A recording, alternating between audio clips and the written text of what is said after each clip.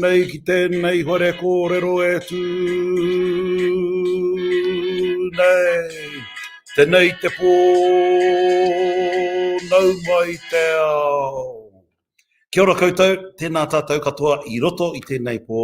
Tēnei ahau a Che Wilson, no roto ana mai, o Che's channel Te Pai Pai Waho, e mi I atu ana I tēnei pō, kia ora tātou. So kia ora everybody, Che here from Te Pai Pai Waho, Che's channel, for Taite Talks. And Taite Talks for tonight is coming live from Tūnahopu in Ohinemotu in Rotorua, where we're running the Masters in Māori and Indigenous Leadership, which is a program that I run with some awesome people from the University of Canterbury. And tonight, our Manuhiri is Garrick Cooper, and I'm going to turn it straight over to the brother to introduce himself. Nō reira, Garrick, tēnei ka mihi atu kia koe.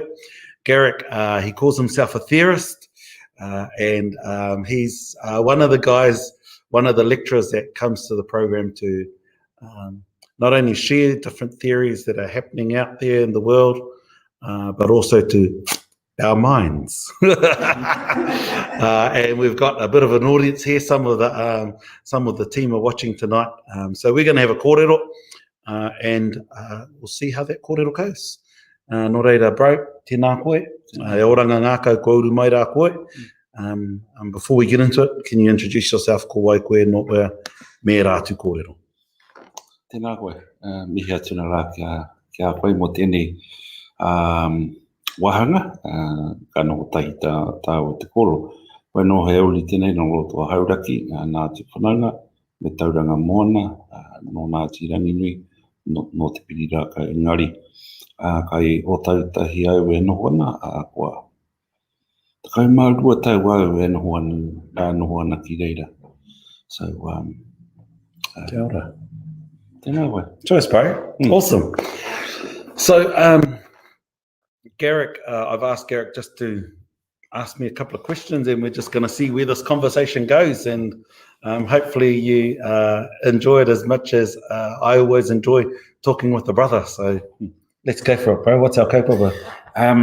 So I think we should, well, I'd like to talk about atua, and I have some questions around atua. So this idea of religion, which is organized belief systems, particularly in Aotearoa context, Christianity, but with the other Abrahamic traditions, you have Islam and Judaism.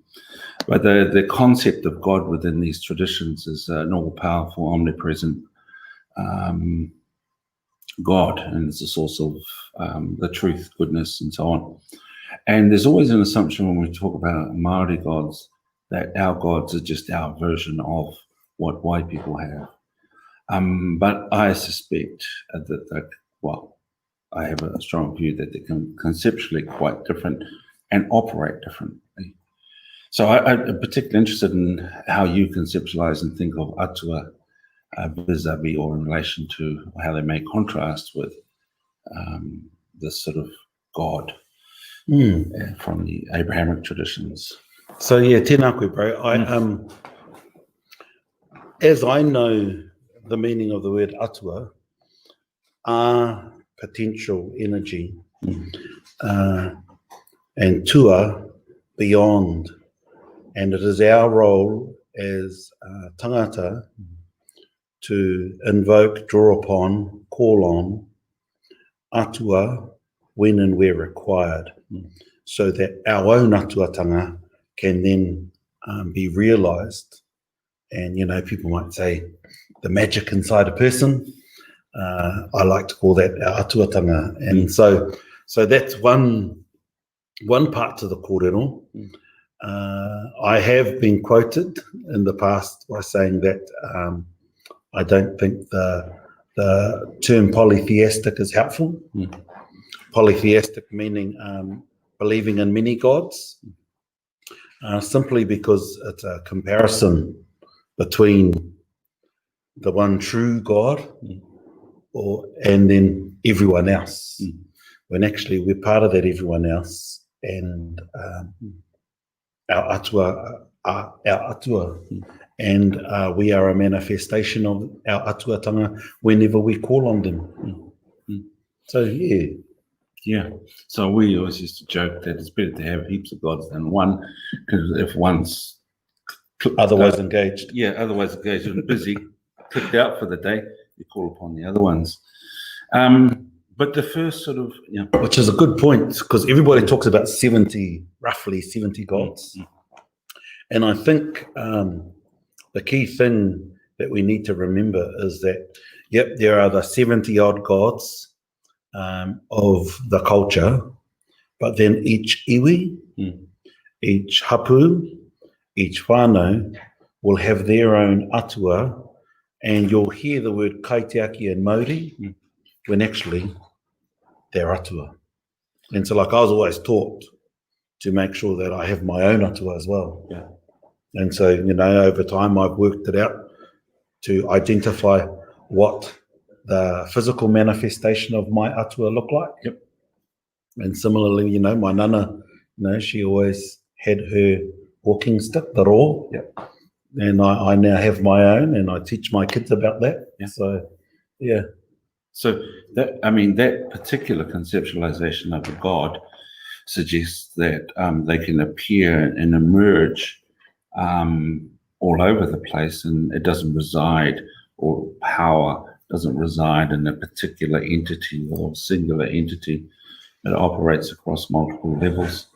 So your first description, it struck me that if we're to talk a little bit mystical for a moment, so just to make sure that you realize that I joke about myself as being a heathen and a rationalist with a curiosity in the divine. I've got a foot in all camps.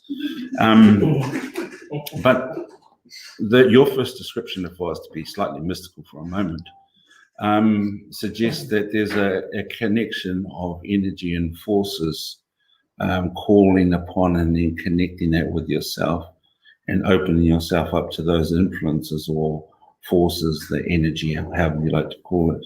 Yeah, I like to refer to it as opening ourselves up to the universal equilibrium, the energy that keeps rangi and papa intact, and how we then operate in the sphere of rangi and papa. Because, ko rangi ko papa ka puta ko au. And that's why I am an atua, because I descend from them. Yep. And a lot of our people will often get a bit awatibiti and feel funny about it when I say that, because the Christian influence, you can't say that. Yeah. Well, who said?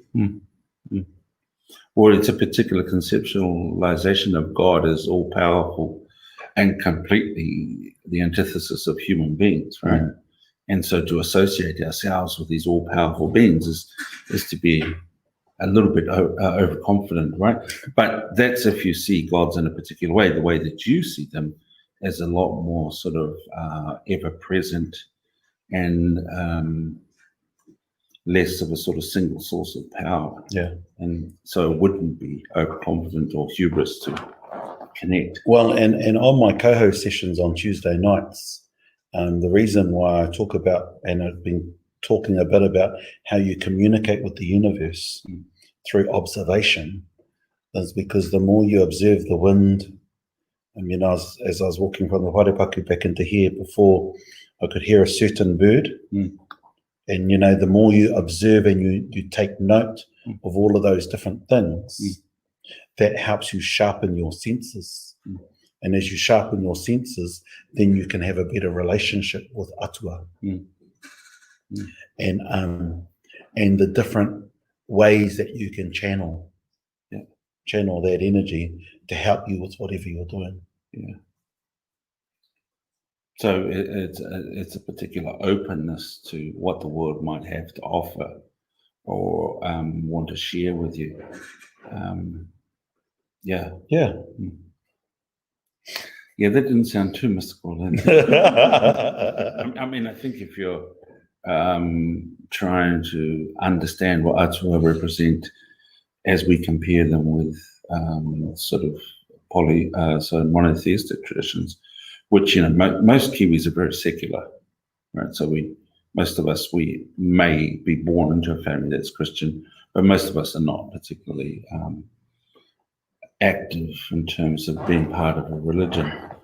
And sort of any sort of religious beliefs are seen as, oh, well, those are personal things, you keep them to yourselves, and it clashes with science and rational thinking, which most of us think that we are. But see, this is the point that we had a discussion about, was it yesterday or today, about science and how science is heavily influenced by Christianity. No. Talk to us about that. Well, that's what I would argue. And I'm not the first to argue that at all. There's all sorts of writings out there on this. But, I mean, the key point to that is the way in which God was treated by human beings.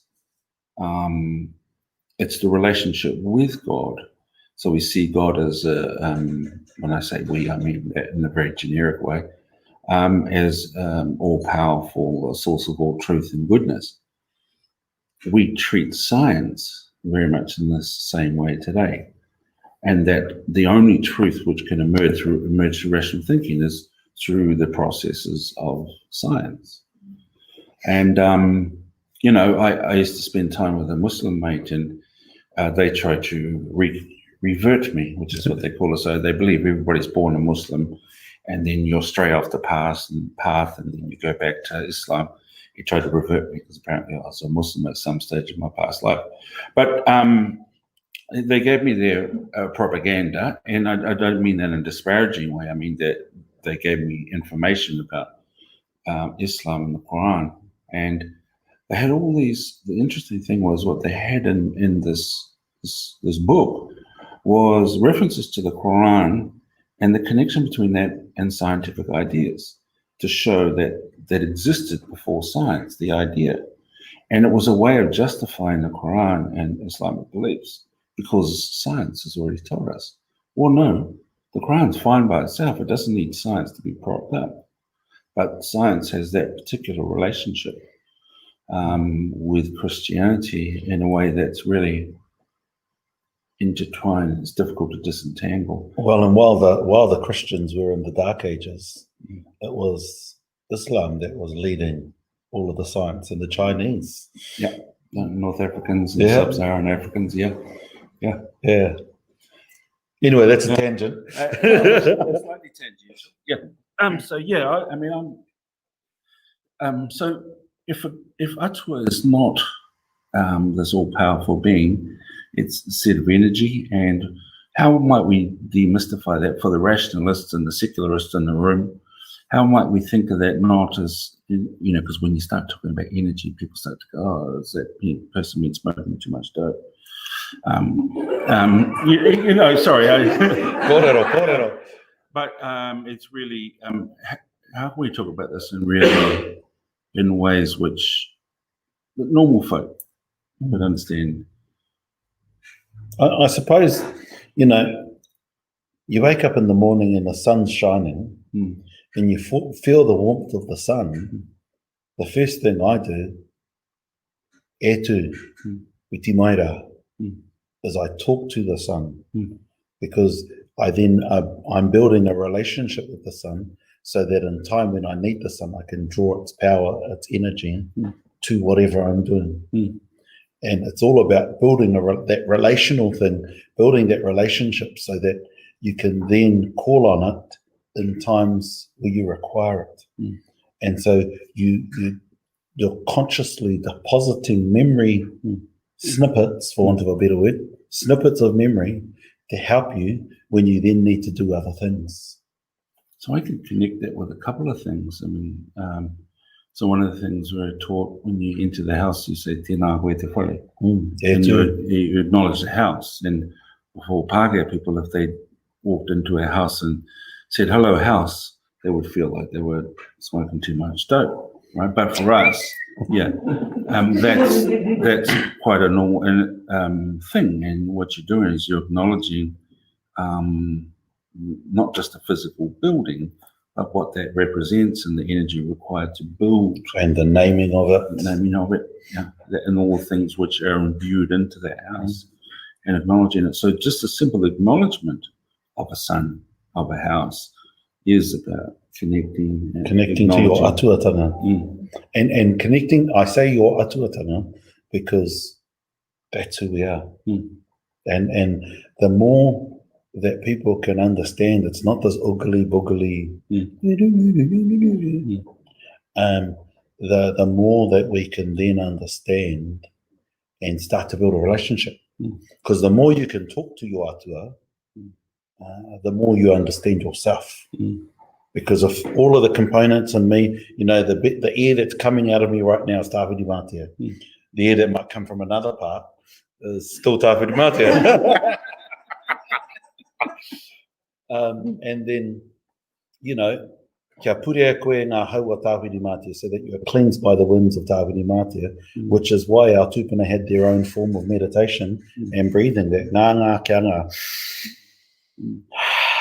Because as you keep breathing in, it calms you and it cleanses you. Aroto nei. It helps to regenerate, you know, all your blood so that it can pump well without any hindrances. And so the liquid in us, you know, is tangaroa, etc. So the other idea that I could connect with that is, and we talked about this book, I don't know if it was yesterday or today, the book by Theorist who argues, she's a linguist, and she argues where there's a decrease in linguistic diversity, there's a corresponding decrease in biological diversity, which to most scientists would be a mad hypothesis to make. But she makes this an 800-page book and quite a compelling argument. But what in effect is underneath her argument is this thing, by acknowledging relationships and things in the world, we strengthen those things, both of those things. And I think, you know, you're talking about the less language you have, the less diversity and biodiversity. And so the classic example of that is ngā here, you know, everything that's interconnected, and a single species forest. And, you know, you have a pine forest, which we've got a lot of, and the lack of growth underneath it is as a result of only having one thing there. Whereas ngā here, the interconnection will then help because it creates more language, because then you've got all of those names. You've got a moku, you've got a, you know, huruhuru whenua, you've got a ponga, a mamaku, a weki, all of these different things growing, and they all require names.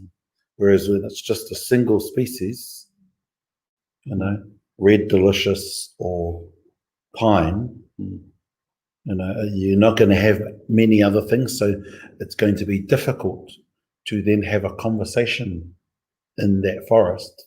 You can still have it, but it's going to impact the language. And so that's a sort of feature of Te Reo Māori, is we have all sorts of words for things which we deem to be important, but in the English language they don't. So, for example, we have lots of words for incantations, a crap load, but in English you have incantation and maybe prayer, but we have a lot of them, and so we deem those things to be important. Rotu, language. Rotu, which our cousins in the island say lotu, pure, you know, taku, ruruku, all of wairea, all of these different ones, tapuai, etc., which all they have their own nuance for the function that you're drawing on, or the energy you're drawing on to help you function in that space. Because in many ways, the karakia itself is about doing what you talked about before, right? It's about connecting yourself with these things in our environments, calling upon their energy, or invoking their support or influence on whatever it is you want influence with. That's it. That's it. And, you know, you have a tapuai to speed up your waka, you know, and a wairea is also a karakia to clear, kia rea ngā waiwai, so that there are many feet that are able to tramp that land because it's been cleared.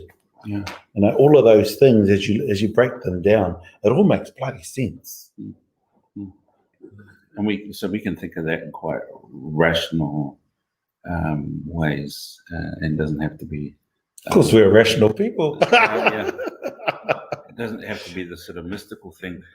Although I don't think we should veer away from what might be deemed by white folk as mysticism. Absolutely not, because that's the importance of ceremony. Is there's everyday practice, which then when you come together, which is why in my karakia book I talk about how I don't think grace was a Māori thing. There is a time for when people gathered together, you would do a karakia for the gathering together when you eat together. But every day, Kai, I'm not sure if we actually did that or whether it's a Christian influence, which is why I just say, no mai. Yeah, that's my understanding, is that the sort of nā mai, nā hua, these types of karakia are really recent. That doesn't make them invalid. It just means it has a particular recent origin. The other part of atua, which I'm particularly interested in, is, so if there are influences which might be bestowed upon us by the atua, and which would bring success, is that the result of humans invoking that, or what increases our chances of the influence of the gods? Is it by our engaging with the gods, or is it by some happenstance, or what is it? I think it's whether you call it engaging or being. Because when you go out to fish, a good fisherman, person, whatever, tangata hiika, will have already done its homework. His or her homework to check the moon, check the weather, and what's happening with the insects. You know, I'm an inlander, so I'm thinking river. You know, what's happening with the insects and all of that, which will then heighten your chances of a good catch. And then you then invoke the specific atua, whether it's tangaroa or maru or whoever else, going to get a meal, so that you can draw on that energy and those characteristics to awaken your senses. Then you can just, okay, we're going to go at this time. So, I mean, that reminds me of a manuscript by Te Rangi Kaheke, which is really just a list of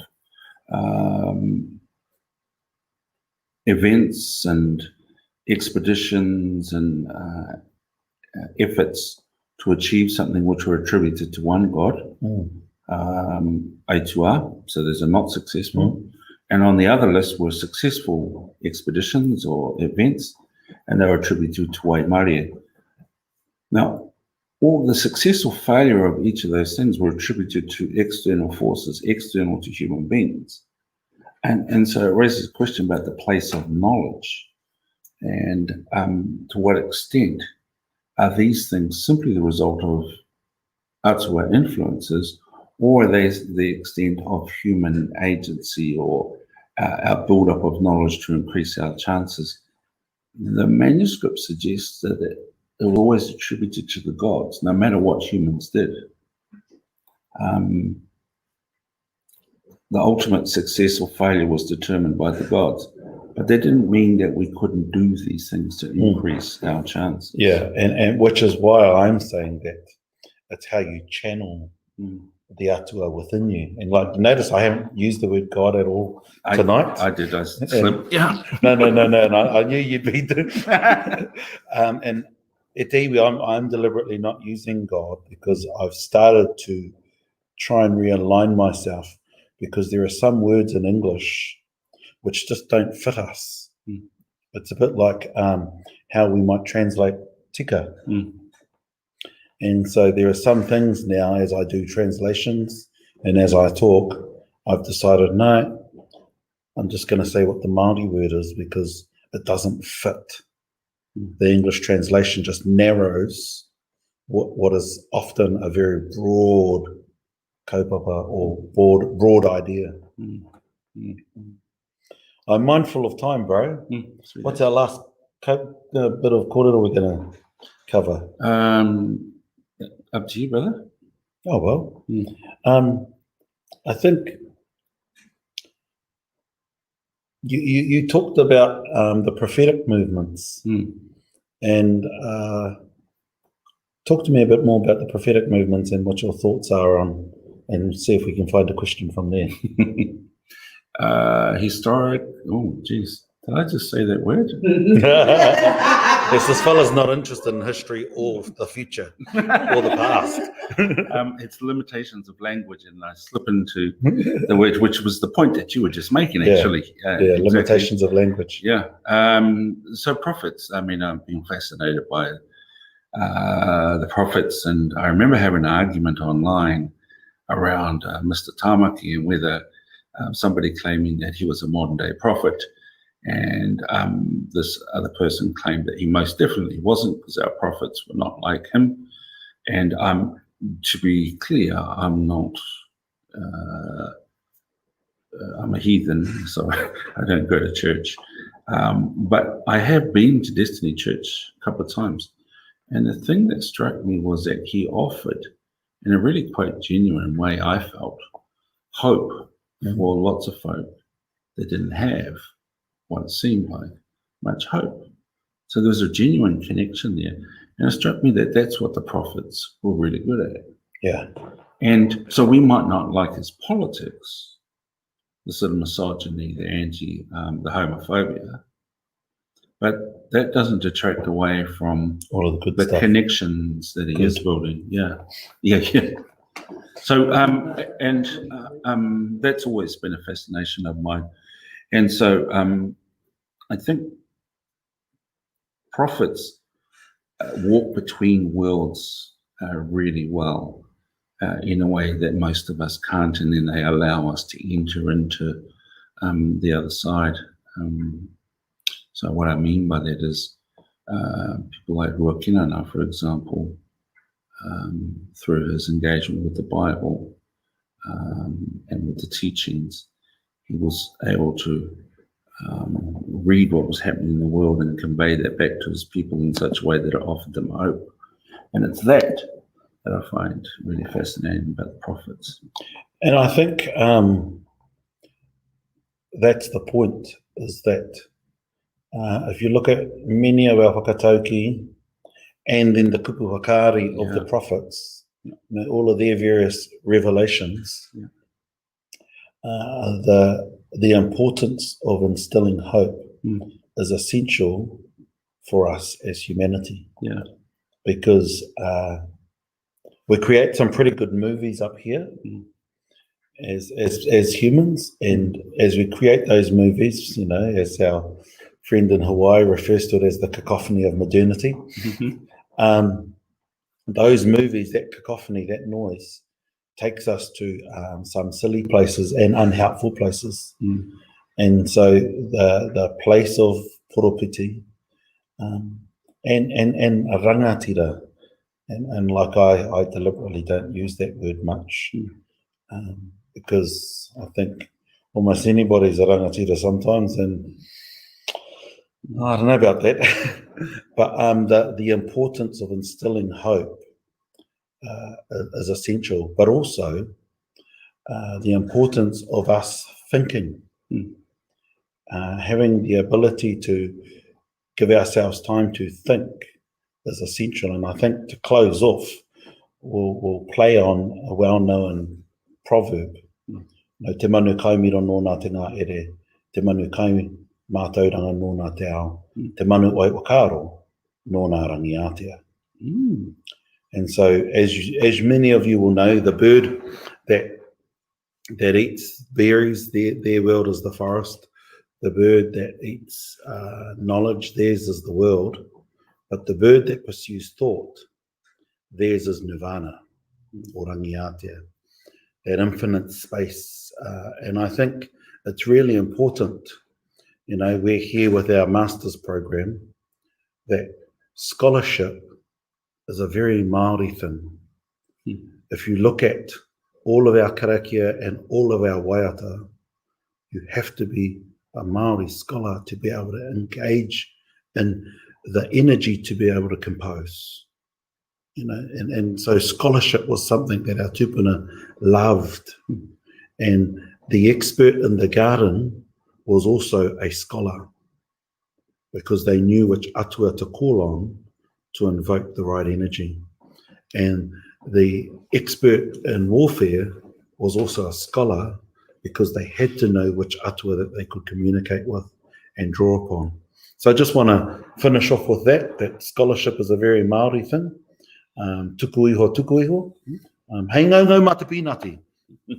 So ka tia te iwi, nei rā māo ko te brother Nate, Garrick, e miti atu ana, and Chelsea Grootfield said kia ora to you earlier. Oh, sure, Chelsea.